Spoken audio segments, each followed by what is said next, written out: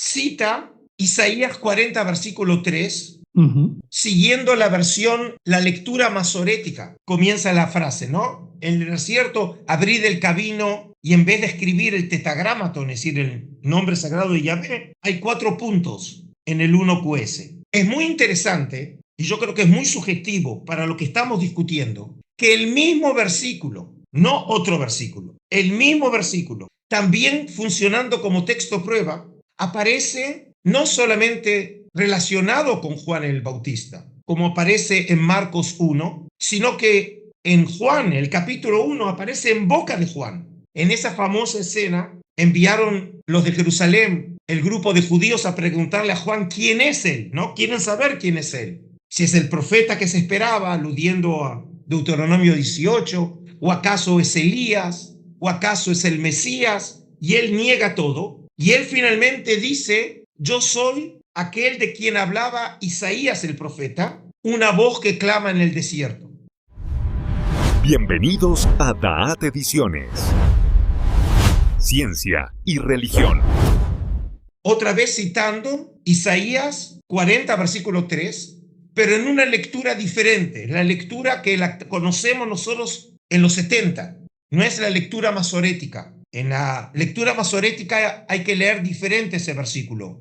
Una voz que clama, 2 puntos, en el desierto. La lectura de Qumran nos prueba que la lectura masorética era conocida ya en esa época, porque a los efectos del texto prueba, la voz que clama ellos no lo necesitan. Ellos necesitan la palabra en el desierto. Mientras que en el argumento de Juan, Juan se ve como la voz que clama en el desierto. Él es la voz. Y por eso realmente aparece esa lectura como lo vemos nosotros en los 70. Usan el mismo versículo, pero las lecturas son diferentes en función del objetivo para el cual es usado el texto prueba. Cierto, no todo, ni muchísimo menos. En mi opinión, yo creo que la investigación actual ha quedado muy en la trastienda, en el trasfondo, aquello que en tiempo de Weigenlight o Barbara Thiering o Eisenman y todos estos, en la que se unía estrechamente a Juan Bautista y luego a Jesús con los esenios. Yo creo que ahora pesa más en la investigación afirmar que esta posibilidad de que encontremos una novedad sin duda alguna entre Juan Bautista y los esenios, de unir la vida moral con la mera purificación ritual, y que es una novedad, sea también una posible evolución dentro mismo del judaísmo, pero que no hace obligatorio de ninguna manera que Juan Bautista perteneciera estrictamente a los esenios. Por ejemplo, pues es claro que, en mi opinión, la opinión estricta de Jesús sobre el divorcio se parece muchísimo más a una posición estricta, ¿no?, a una posición del fariseísmo, por ejemplo, de Gilel. Y nadie modernamente dice que Jesús hubiese sido un esenio. Yo, por lo menos, no lo conozco dentro de la investigación seria. Bueno, pues del mismo modo, yo creo que predomina ahora en la investigación que otros rasgos del Bautista, como es la apertura a todo el pueblo de Israel, la apertura incluso a previos pecadores, evidentemente que se habían arrepentido. Y si hacemos caso a Lucas, que es muy discutido históricamente, la apertura incluso a gentiles o a soldados. Lucas en el capítulo 3 lo dice claramente, que venían soldados, y entonces Juan Bautista le decía: oye, lo que tenéis que hacer es no extorsionar al pueblo, vosotros que tenéis la fuerza de las armas. Quiero decir, sintetizo mi idea. Creo que en la investigación actual, la apertura de Juan Bautista a todo el pueblo de Israel, es más, la probable intención simbólica, el bautismo de Juan Bautista, que, ¿por qué no?, era un símbolo del paso, probablemente, desde Transjordania, cruzar, y lo mismo que en el Éxodo, entrar en tierra bendita de Israel. De modo que esta, a las gentes, a los soldados, incluso a los gentiles, hace, como ya he escrito yo alguna vez, que si Juan Bautista hubiese pertenecido a la comunidad qumranita, lo habrían expulsado. O dije yo, escribí en plan un poco de broma, que si llamó a la puerta de la comunidad de Khirbet Qumran, desde luego ni le abrieron. Es decir, que yo creo que tenemos aquí un gran avance producto, en mi modesta opinión, del judaísmo mismo, y que no es necesario postular que Juan Bautista estuviera en contacto directo con los esenios. No sé qué opinas tú, pero yo creo que es la posición actual. No concuerdo del todo contigo, y yo lo voy a poner en estos términos, Antonio. Si nosotros comparamos lo que nosotros sabemos sobre los esenios o esenios qumranitas con lo que conocemos de Juan el Bautista, que obviamente, más allá de la única noticia que tenemos de Josefo, la información más importante y casi exclusiva es la de los evangelios, con todos los problemas metodológicos que presenta. Tenés toda la razón. Las ideas del eschaton que promueve Juan el Bautista, la apertura de Juan el Bautista a secciones y a personas, obviamente nunca hubieran sido aceptadas dentro de la comunidad del Mar Muerto. Acepto realmente lo que decís, que vemos una clara contradicción o oposición entre ambos. Sin embargo, yo en este caso humildemente creo que tienen razón algunos, como por ejemplo James Chatsworth, que escribió un ensayo muy detallado sobre Juan el Bautista y sus contactos con los esenios, e incluso un amigo común como es Julio Trebuchet.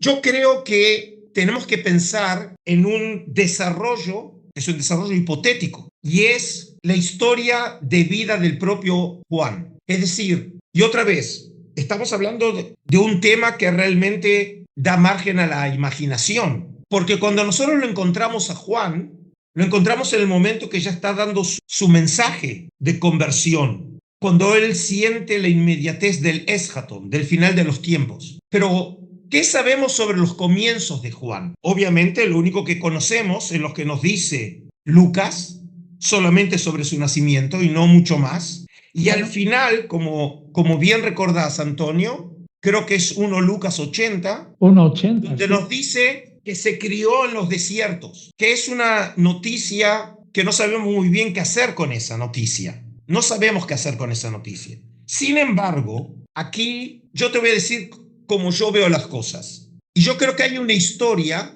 que no tiene ninguna relación de dependencia o genética con de lo que estamos hablando, pero creo que nos muestra un paradigma en el judaísmo del siglo I, y es la historia de Josefo a los 16 años, como nos cuenta en su Vitae. Su vida, sí, 10. Sí, su vida, la conozco perfectamente. Por supuesto. Vano, la historia de Vano.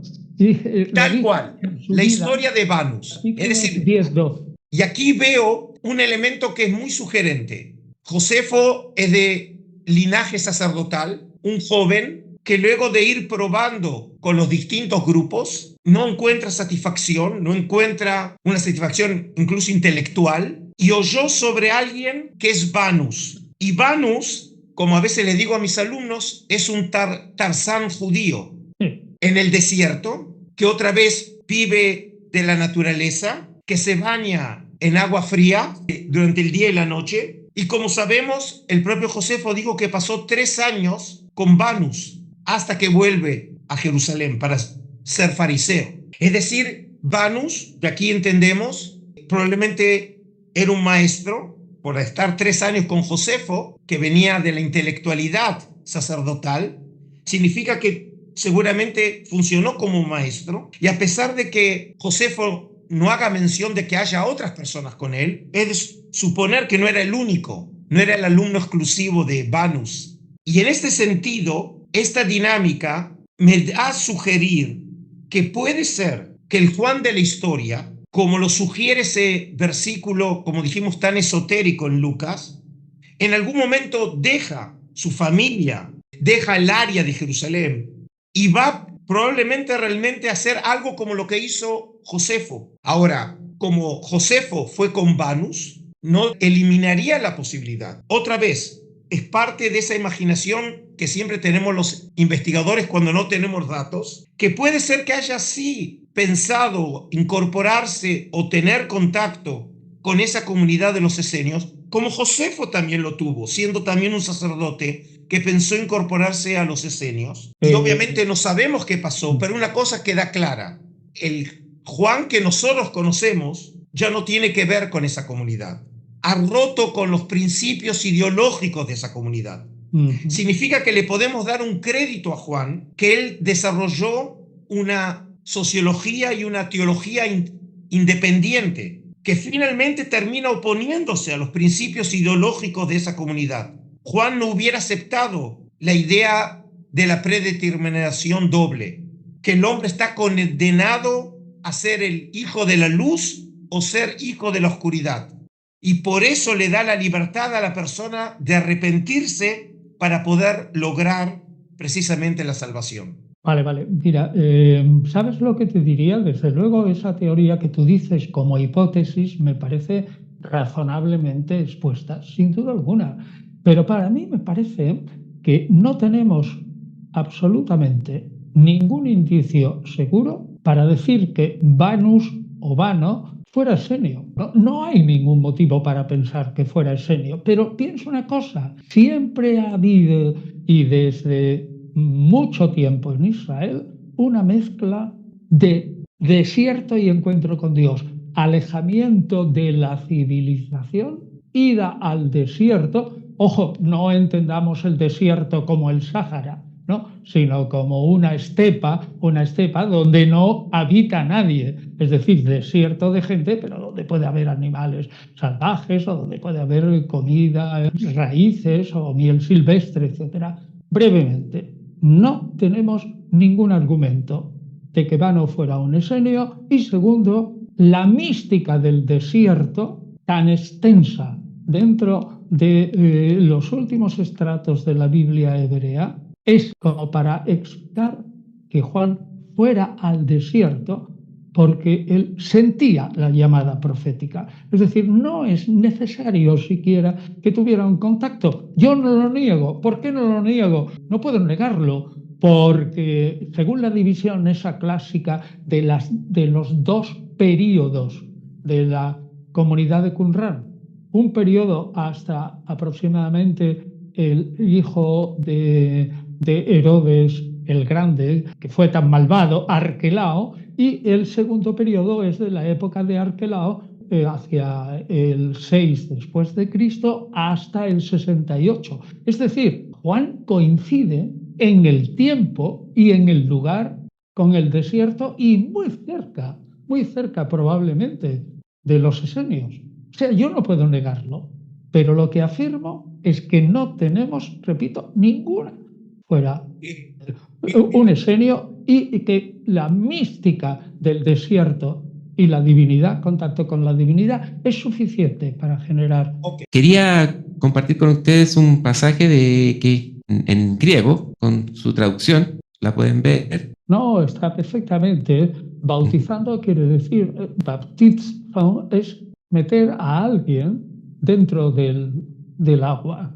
Se puede decir bautizar un cacharro de la cocina, un instrumento de la cocina que se sumerge. Nadie debe de pensar que este bautizando tiene un significado tan cuando a un cristiano se le echan unas gotas de agua en la cabeza, nada más, no, sino que indica una inmersión. Esto lo tiene muy en cuenta Pablo, y se aprovecha Pablo en Romanos 6 para hacer una comparación positiva y favorable para el Mesías, que según Pablo no es el Mesías solo de Israel, sino también de los gentiles, teóricamente. Entonces él interpreta que esa inmersión en la que te privas durante unos instantes del aire, al salir fuera y vuelves a tomar el aire, ha cambiado tu persona. Es decir, Pablo lo interpreta como muerte y resurrección, al igual que el Mesías cristiano. Pero aquí, en el fondo, ese bautismo lo dice claramente Flavio Josefo. Si quieres hablamos del texto de Flavio Josefo en el libro 18 de las Antigüedades sobre Juan. Ese bautismo en el que te sumerges y luego sales significa un cambio de la personalidad. No está aquí en este texto, sino un poquito más tarde indica que ese arrepentimiento es primero un cambio de mentalidad, es una shuvá, es un cambio de la cabeza, es también un cambio profundamente de la persona que ha dejado atrás los pecados, los ha confesado. En el texto este no sale, ni tampoco en Lucas, ni tampoco en lo poco que sabemos de Juan Bautista en el Evangelio de Juan, pero en Mateo y en Marcos sí aparece claramente que antes del bautismo se exigía una confesión pública de los pecados. Eso lo han tomado más las comunidades actuales protestantes en el bautismo de los adultos, donde hay una confesión genérica y pública de los pecados. De alguna manera lo había también en Qumran. Yo creo que podríamos hacer, Adolfo, ciertamente si hablamos de Juan Bautista, bastaría para rellenar bastante del contenido de lo que podemos decir, comparar la figura y el bautismo de Juan con la regla de la comunidad en los primeros capítulos, del 1 al 6 aproximadamente, quizás menos, pero también con el documento de Damasco, que ahí vemos cómo ese bautismo es tremendo. Exige confesión de los pecados, cambio de mente, cambio de vida, y según Flavio Josefo, previo todo eso es previo antes de sumergirte. Solo que el sumergirte es el signo escatológico de que Dios ha aceptado ese cambio profundo de vida.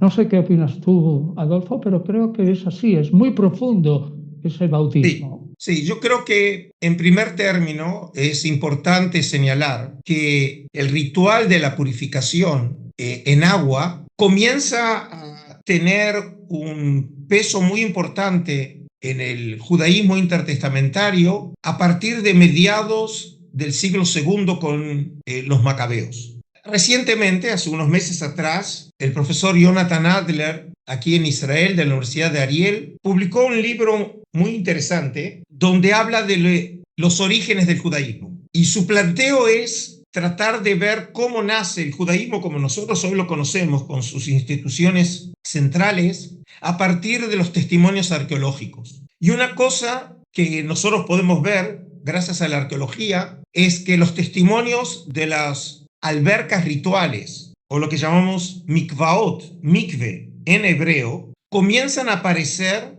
en lugares, en pueblos, en aldeas judías a partir de mediados del siglo II, no antes, hasta finales del siglo I de nuestra era. Más o menos, si no recuerdo mal, hay como 700 albercas rituales que se han encontrado, es decir, es un componente de identificación de una aldea, si es judía o no, si hay realmente una alberca ritual. Y es interesante señalar que obviamente el lugar en donde más albercas rituales se encontraron es en Jerusalén. Es obvio, los peregrinos que llegaban a Jerusalén tenían que purificarse, los sacerdotes que servían en Jerusalén y que vivían en la ciudad alta, que era el barrio aristocrático, lo que llamamos hoy el barrio herodiano, en la Jerusalén de la ciudad vieja de hoy, obviamente tenían que purificarse, pero lo llamativo es que el segundo lugar con mayor concentración por metro cuadrado de albercas rituales es Qumran. Y Qumran está en la mitad de la nada, lo que marca que el tema de la purificación era un tema que se había transformado en central en la manera del ser judío, del vivir judío. Pero lo que es llamativo en el texto que trajiste, Osvaldo, es que este acto de purificación no lo hace la persona, sino que alguien lo bautiza. Y esta es la función que tiene Juan. Juan aquí hace de intermediario para que esa acción sea efectiva. Pero para que sea efectiva tiene que suceder otra cosa, como bien dijo Antonio, que hay una acción previa del espíritu. No es una acción mecánica de simplemente sumergirse en agua, sino que tiene que haber una actividad del espíritu de arrepentimiento. Y si no se lleva a cabo ese arrepentimiento verdadero, genuino, esa acción mecánica no tiene valor. Y ese elemento, como bien dijiste, Antonio, lo encontramos en la teología qumranita. Ese elemento aparece. Es decir, ellos también establecían un condicionamiento para que el acto de purificación del cuerpo tenga también efecto si se lleva a cabo la acción del arrepentimiento. Pero además hay otro punto que transforma ese texto que acabas de traer, Osvaldo, en un texto clave para entender el aporte original de Juan el Bautista, y es que tiene que ver con el perdón de los pecados. Antonio, hiciste alusión al texto importantísimo del libro 18 de Antigüedades, en donde tenemos un testimonio independiente de Josefo. Josefo, les recuerdo a los participantes, no es contemporáneo de Juan. Él vive en la segunda parte del siglo I de nuestra era. Él no lo conoció. Él conoce sobre Juan tradiciones y escribe Antigüedades cuando ya está en Roma. Significa que conoce tradiciones, probablemente que haya oído de los seguidores de Jesús en Roma. Y es importante que cuando hace referencia al tema de los pecados, es un tema que lo incomoda a Josefo. Es verdad. Josefo precisamente niega ese elemento. ¿Por qué? Porque siendo sacerdote, él sabe que solo hay una manera de poder obtener el perdón a los pecados, y es por medio de la institución de los sacrificios en el templo. Y yo creo que ahí está la clave, precisamente, de un punto muy importante, que es la función de Juan como intermediario para la obtención de ese perdón de los pecados, que sabemos que era una acción propia de sacerdotes. Y puede ser que después hablemos sobre el tema. Sabemos que la única tradición sobre los orígenes de Juan en los evangelios es Lucas. Y más allá de la discusión cuán de histórico o legendario tiene la tradición de Lucas en el capítulo 1, a mi modesto entender, la tradición del origen sacerdotal de Juan creo que hay que tomarlo en serio. Y en ese sentido, esos primeros versículos que acaba de traer Osvaldo creo que son importantes por la función que tiene aquí como intermediario para la obtención del perdón, la acción de Juan el Bautista, actuando como sacerdote, entre comillas, pero no en el templo, sino precisamente como una acción que va en contra o en polémica con el templo de Jerusalén. Yo diría una cosa que creo importante. Estamos hablando, y está todo el trasfondo de lo que dice Adolfo, hablando que en el bautismo de Juan se da, curiosamente, añado por lo que voy a decir ahora, se da curiosamente una mezcla exterior por el agua, pureza del cuerpo, cosa que indica Flavio Josefo con toda claridad, y al mismo tiempo una pureza moral.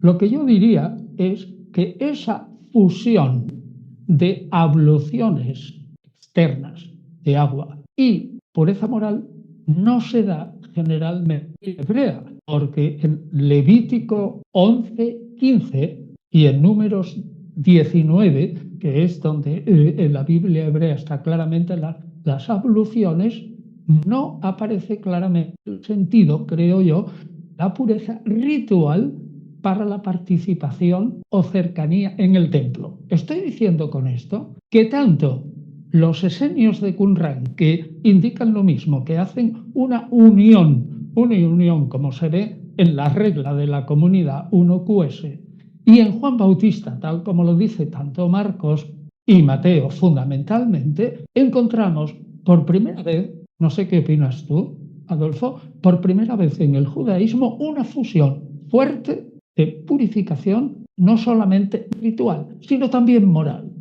Y que en esto coincide Juan Bautista justamente con los esenios y no con el resto de otros sacerdotes en el templo que se supone tendrían una mentalidad más ritual, unido, como digo, a Levítico 11:15 y Números 19. Creo que es muy importante decirlo. Es cierto, es decir, lo que nosotros encontramos es aquí un concepto que es novedoso. Novedoso, claro. Es el tema que una acción inmoral también convierte a la persona en impura. Y no solamente la impureza es resultado, por ejemplo, de el tocar a una mujer menstruante o tocar a un muerto, es decir, estar en contacto físico con impureza, sino la acción inmoral también transforma a la persona en impura. ¿Cierto? Y por eso, en ese sentido, vemos aquí un desarrollo original que, por cierto, lo encontramos implicado en la acción y pensamiento de Juan el Bautista. Lo encontramos precisamente en la comunidad del Mar Muerto.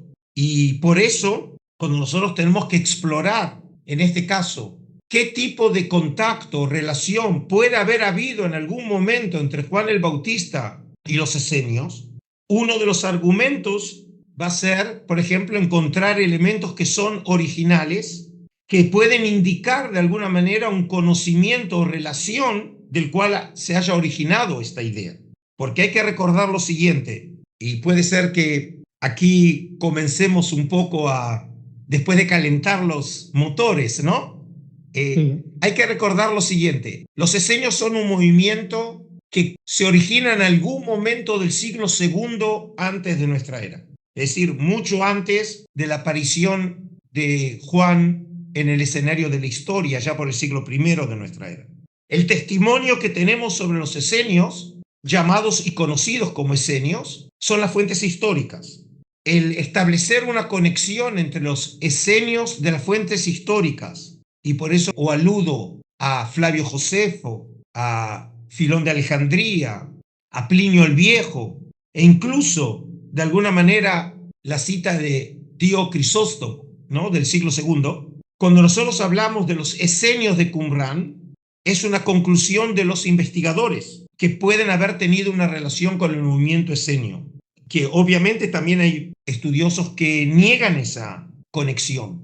Por eso cuando aludió recién Antonio con justicia al 1QS, es decir, a la regla de la comunidad, es un texto qumranita que aquellos que creemos que los qumranitas tenían que ver con los esenios, sirve para conectarlo con el tema de Juan el Bautista y los esenios, pero no todos dirían lo mismo.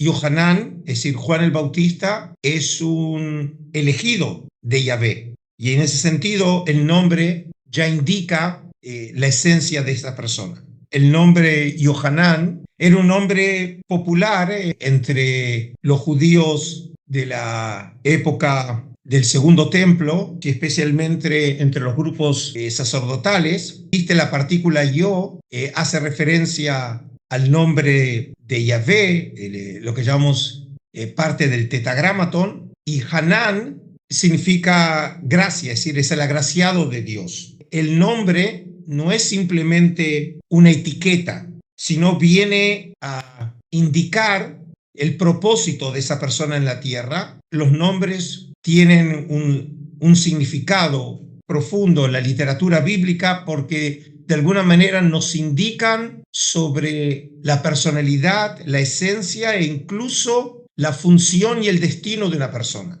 Por ejemplo, conocemos a uno de los más importantes dirigentes macabeos, Yohanan Hórquenos, es decir, Juan Hircano, como lo llamamos en español, Juan Hircano I, el hijo de Simón. Eso se da en algunos casos, aunque menos, en el ámbito greco-romano también, y se caracteriza técnicamente porque los nombres son teóforos, en este caso, es decir, que una característica de Dios, de la divinidad, se refleja en esa persona que lleva ese hombre, y esa característica de un rey, de un sumo sacerdote, de un profeta, como en este caso Juan Bautista, que podemos calificarlo de profeta escatológico, esa gracia divina que lo hace tener misericordia sobre él, implica también que su función es repartir esa gracia. No es solo el agraciado, sino que su función es transmitir esa gracia. Eso es muy importante que lo tengamos en cuenta, ¿eh? No es estrictamente solo judío, aunque sí notablemente mucho más intenso en la Biblia hebrea, mucho más intenso que en el ámbito greco-romano. Antonio, mira, nosotros sabemos que en la historia de las religiones muchas veces hay siempre disputa entre los investigadores. ¿Cuándo podemos establecer contactos históricos entre las civilizaciones o dónde podemos hablar de desarrollos paralelos o sincrónicos? Claro. Entonces, mientras que yo intuyo en algún momento de la vida de Juan, de la historia, algún tipo de contacto con este grupo, si entiendo bien tu lectura, vos hablás, por ejemplo, de desarrollos como hablamos sobre el tema del arrepentimiento o la impureza del corazón como un estado de impureza ritual que hay que purificarse, como parte de un desarrollo del judaísmo de esa época y no necesariamente una dependencia de la teología qumranita en Juan. ¿Sí? Eso afirmo. Ok, ahora, dado que en última instancia nosotros tanteamos en la oscuridad y nosotros no queremos faltar a la verdad, y si no tenemos una fuente histórica que lo compruebe, se hace muy difícil de utilizarlo como argumento, no podemos argumentar a partir del silencio. Quiero traer un tercer argumento y vamos a ver qué opinas sobre esto.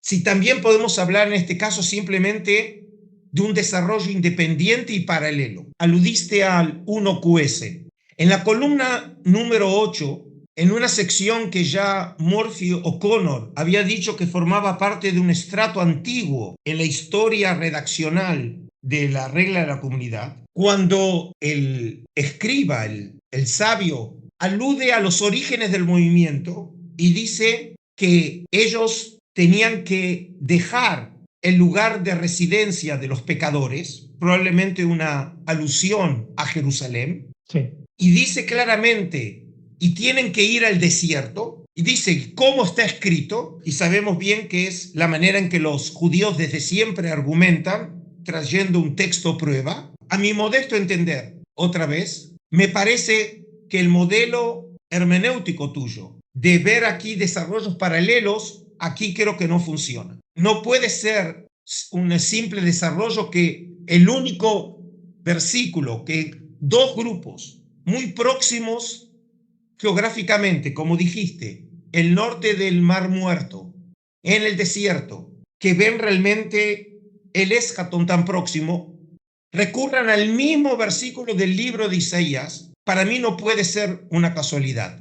Y si no lo es, por lo tanto, ¿de dónde Juan el Bautista histórico puede haber aprendido la importancia que tiene Isaías 40, versículo 3, para ese anuncio del escatón, de una comunidad como lo conocemos en Qumran, que obviamente le antecede a Juan el Bautista? Y lo que yo veo otra vez de original en Juan es que utiliza ese mismo versículo, pero con el propósito de ahora de justificar él su acción como voz en el desierto a partir del libro de Isaías. Bien, yo reconozco que el argumento es interesante y muy conocido por otra parte, porque la mayoría, bueno, todos los comentaristas, cuando hablan de los parecidos entre Juan Bautista y Qumran, citan precisamente Isaías 43. Pero si tú vas, por ejemplo, para que veas que no es necesario postular un contacto estricto entre Juan Bautista y Qumran, que sería en el pasado, y luego volveré sobre este asunto porque lo que le interesa a la gente que nos está oyendo es otra cosa.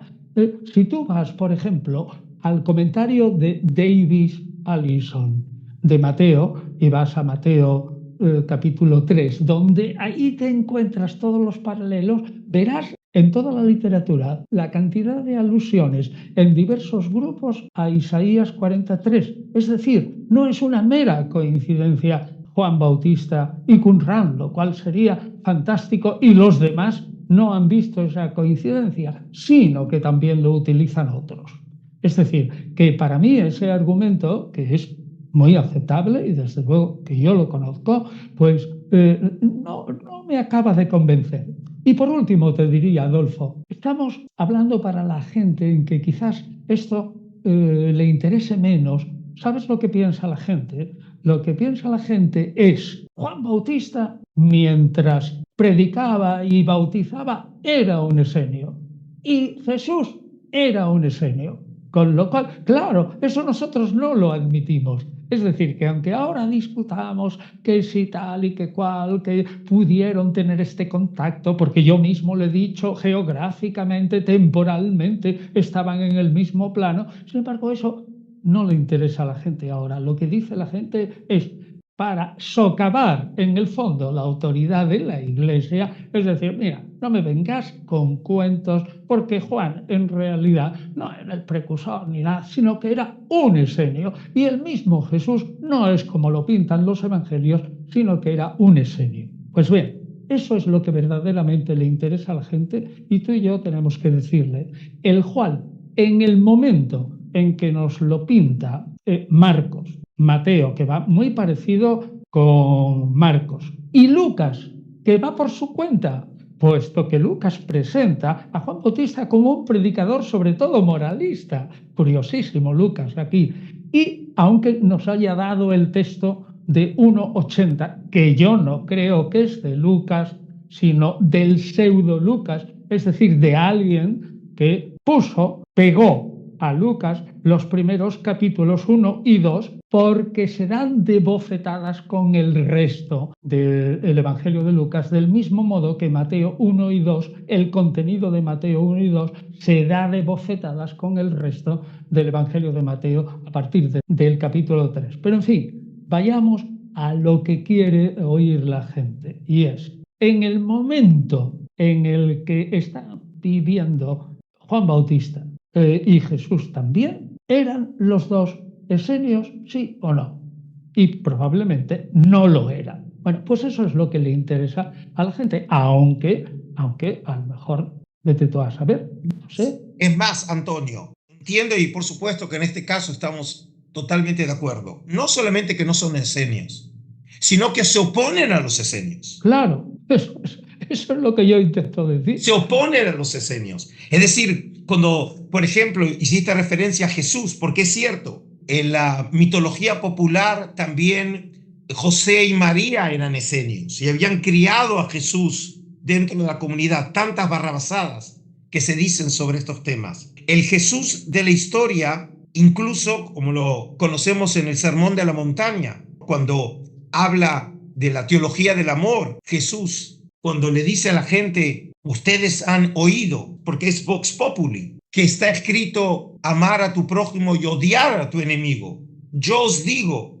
precisamente lo contrario, ¿no? Amar al enemigo. Y sabemos hoy, gracias otra vez al 1QS, que siempre sabemos es un texto clave para cualquier cosa que hablemos de estos temas, y por algunas cosas del destino es el texto que yo tengo en mi colección del Santuario del Libro. Es una de las versiones del Regla de la Comunidad, pero es la versión más completa que conocemos, del primer tercio del siglo I antes de nuestra era. Ahí precisamente dice, en el ritual, cuando se incorporaban los nuevos miembros a la comunidad, uno de los principios era odiar al enemigo. Ese era un principio.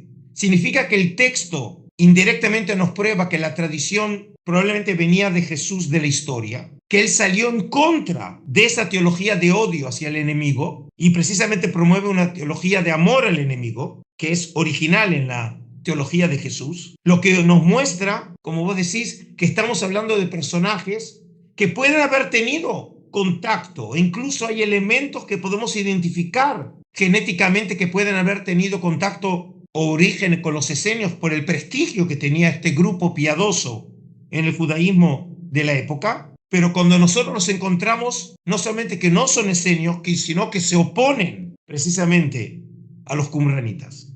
Vale, me parece genial. Y de paso sería muy bueno que le dijéramos a la gente también la estigma, porque es un tema que lo tengo muy en el trasfondo, que no me acuerdo del nombre, pero que cuando oigan hablar de ese moderno evangelio de los esenios, que por favor no se lo crean, que eso es un bulo, es un producto moderno, no tiene que ver nada con los esenios de la antigüedad y es de un señor del siglo XIX o XX que lo escribió ahí y que atribuye a los esenios algo que no es posible. El que quiera conocer a los esenios, que lea, por favor, los manuscritos del Mar Muerto que habéis hecho la gran labor de acabar con el mito, habéis acabado con el mito de que eso era un secreto escondido en el Vaticano y que la Iglesia no quería que se conociese. Y resulta que ni está en el Vaticano, ni le importa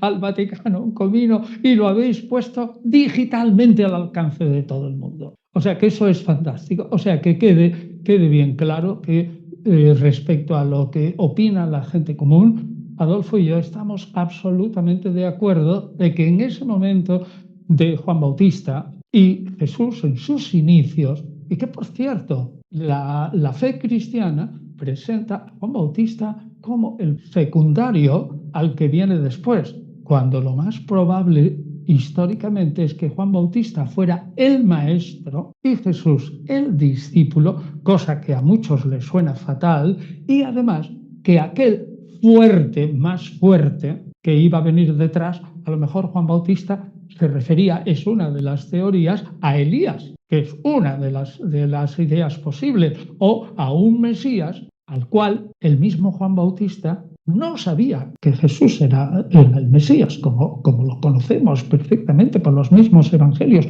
Oye, ¿eres tú el Mesías o es que esperamos a otro? Es decir, tenemos que luchar contra un montón de bulos, y este que nos ocupa hoy, relación Juan Bautista Esenio, Jesús Esenio, me parece interesantísimo y es motivo estupendo de una discusión ideológica, pero ante todo, por cuentos, no esenios, sino chinos.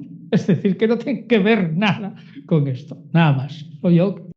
Por un lado, creo que ambos le debemos que agradecer a Osvaldo haber dado la oportunidad de encontrarnos, porque si no, nuestro intercambio es a través de mails, y gracias en este caso a esta iniciativa nos pudimos encontrar, y lo importante es haber dejado claro que si hay una diferencia en nuestras interpretaciones tiene que ver con ese momento oscuro que obviamente ambos sabemos, nos faltan las fuentes para saber sobre el origen de Juan y de quién puede haber aprendido, con quién haya estado, si las ideas eran parte del judaísmo de esa época o tuvo algún contacto mucho más preciso, como yo lo veo. Pero de todas maneras, lo que sí estamos de acuerdo, y hay que dejar en claro, para el momento que encontramos a la figura de Juan el Bautista y también la figura de Jesús, si alguna vez hubo algún tipo de contacto con los esenios, ellos para nada lo son. Y en este caso creo que también es un aporte para poder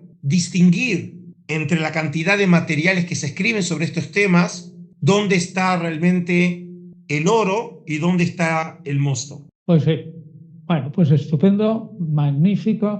Ahora, volvemos a decir otra vez que es uno de mis temas favoritos, que nadie crea que puede entender el Nuevo Testamento así, leyéndolo, aun comparando diversas traducciones castellanas, si no tiene un buen comentario al lado, un comentario sobre todo que le haga ver claramente. Fíjate que esto es una de las cosas que yo digo siempre, solo un judío, y tú me lo has oído decir, solo un judío bien versado en toda esa doctrina del judaísmo, sobre todo del Segundo Templo, pero incluso aunque no haya mirado demasiado hacia atrás, solo un judío bien versado en su propia doctrina es capaz de entender a fondo el Nuevo Testamento. Esta es una de mis banderas. El Nuevo Testamento es una obra profundamente judía,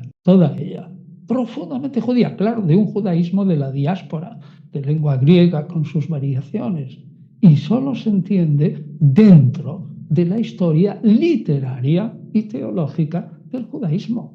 Es decir, que aquel que quiera entender bien el Nuevo Testamento no tiene más remedio que centrarse en estudios judíos. Bueno, y mira, cuando ya a comienzos del siglo XX se entendió que había que acercarse al judaísmo, lo hicieron a través de las fuentes rabínicas, que obviamente es un judaísmo muy tardío. Muy tardío, claro. Y además de eso ya en polémica con el cristianismo. Y por supuesto entonces la brecha es enorme. pero cuando se hallaron los rollos del Mar Muerto, esa brecha se acortó y permitió ahora realmente ver cómo comienzo de esto que finalmente va a terminar siendo una religión independiente, pero nace dentro del judaísmo, del segundo templo, tiene relaciones profundas, viscerales, con otro judaísmo de la época, como es el qumranita. Y obviamente nunca sabemos, y en la tierra de Israel sabemos, siempre puede haber una nueva cueva, nuevos documentos que nos abran otros horizontes, porque lo que sabemos es lo que encontramos, pero probablemente haya habido otros grupos que nos permitan entender ese mosaico de grupos, de ideas, de distintas maneras de entender lo judío. Y cuando colocamos en ese mosaico a Juan el Bautista, a Jesús e incluso a Pablo, vemos precisamente la riqueza de este judaísmo, y entonces nos permite, por un lado, a los cristianos entender mejor su tradición gracias a los rollos del Mar Muerto, pero a los judíos, y les digo a mis alumnos, entender también nuestra tradición recurriendo al Nuevo Testamento como texto judío. Claro, totalmente. Y si me permites, Adolfo, yo diría también, los textos de Qumran son básicos, pero la gente tiene un tesoro en castellano que tiene que aprovecharse dentro de la literatura producida por el judaísmo en esta época del Segundo Templo, los apócrifos, que están todos en castellano, las 65 obras, y que espero que salga dentro de muy poco, debería de haber salido. Esa era mi pregunta, ¿cuándo va a salir el volumen 7? Pero sí está entregado hace meses y meses y meses. Además tiene unos índices de fábula. ¿Sabes cuántas páginas tiene de índices el volumen 7? 500 páginas. ¡Wow! Casi. 500 páginas de índices. Es decir, ahí hay una mina en castellano, y el índice analítico y el índice de textos citados y todo esto, que está todo indexado, esos índices va a ser muy importante para que la gente justo entienda que el Nuevo Testamento se inserta dentro de la literatura judía del Segundo Templo y posterior, aunque sea herética. Hombre, claro, luego es herética conforme a los cánones del judaísmo triunfante por el otro lado. La perspectiva histórica es absolutamente irrelevante si uno se transformó en ortodoxo y el otro es herético.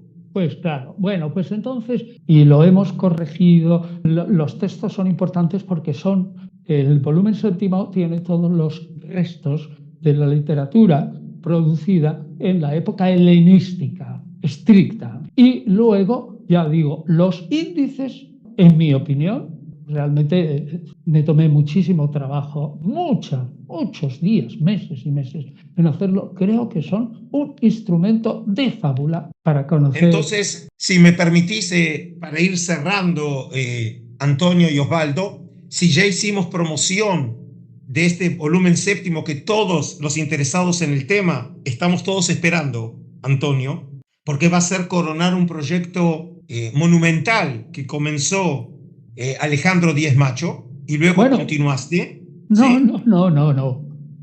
Dicho sea en honor a la verdad, el proyecto lo puse yo cuando vine de Alemania a los pies de Editorial Cristiandad. Y fue la Editorial Cristiandad quien me dijo claramente, tú eres un enano y tú no cuentas para nada y tú estás empezando. Quien tiene que dirigir esto fue Alejandro Díaz Macho. Pero yo puse esa piedra y es hora de verdad que yo mismo lo diga, porque es cierto que la gran autoridad de Alejandro Díaz Macho, sin su autoridad, la mía hubiera sido cero. En ese momento yo era un enanito pequeñito, pero Alejandro era un gigante. Pero no fue suya la idea. La idea fue... Ok, entonces acepto con mucho cariño tu observación, pero lo que quería comentar que precisamente en este esfuerzo de ambos de dar a conocer esta literatura que realmente cambia totalmente nuestra perspectiva de los orígenes del judaísmo rabínico y del cristianismo, quería aludir al libro que comenzamos el primer volumen de una serie, que aquí lo tengo, el Pesher Habacuc, Muy ¿sí? bueno. Que obviamente lo conoces y que recibimos muy buena crítica. Yo hice crítica buenísima de ese libro, lo sí, tengo. claro Es que sí. bellísimo libro. Precisamente uno de los rollos claves hallados entre los primeros 7 en el 1947 en la Cueva 1, el Pesher Habacuc, o el comentario a Habacuc, que aquí lo que hicimos, un proyecto que aquí humildemente fue mi iniciativa, escribí la introducción general, así que tenemos otra cosa en común, entre otras cosas, Antonio, de tener iniciativas editoriales. El libro lo escribió un muy importante qumranólogo de la Universidad Hebrea de Jerusalén, y el profesor Noam Mizrahi, pero lo que tratamos aquí es precisamente acercar esta maravilla de Qumran, este comentario que coloca en una nueva perspectiva la literatura sectaria de Qumran al servicio del público, porque obviamente comentarios hay muchos, científicos de esta obra, pero esta es una obra pensada en el público. Yo creo que nosotros, cada uno desde su lugar, yo desde el museo y la cátedra, vos durante años en la cátedra, en las publicaciones, ¿sí? En las conferencias públicas, y Osvaldo por medio de su proyecto, en última instancia lo que queremos es que todo este conocimiento le llegue al público porque le pertenece al público. Nosotros somos, si querés de alguna manera, como hablamos de Juan el Bautista y salvando las distancias, somos solamente mensajeros, somos solamente intermediarios del conocimiento, y el público merece recibir ese tesoro porque le pertenece a ellos. Y esa posibilidad de poder enriquecerse en el conocimiento y en última instancia en la espiritualidad es poder ver cuánto el judaísmo histórico y el cristianismo histórico le deben a ese judaísmo intertestamentario en una época donde todavía no hay judíos rabínicos ni tampoco hay cristianos. Y que nadie interprete que esto es autobombo, porque en absoluto, si nosotros los que estamos es publicitando textos que no son nuestros, es decir, son textos antiguos, pero para que la gente los conozca y que sepa que gracias a conocerlos comprenderán mejor su propia religión, desde luego, tanto el judaísmo como el cristianismo. O la historia, simplemente, la labor histórica. Bueno, pues nada, nos vamos a despedir aquí. Al contrario, un verdadero placer y honor compartir este tiempo contigo. Igualmente, igualmente. Gracias por darme esta oportunidad y de estar con Adolfo. No es un cumplido, es la pura verdad, a quien considero una autoridad eminente en estas materias.